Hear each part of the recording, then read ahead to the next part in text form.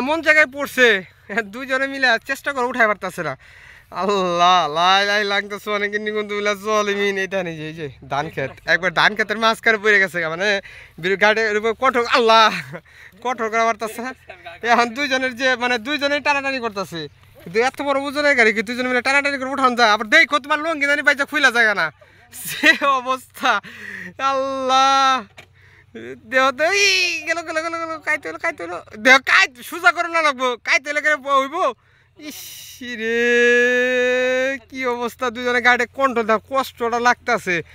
আল্লাহ তোমার লঙ্গি পাইছে খুলে যাবো নাকি দেখো আসছে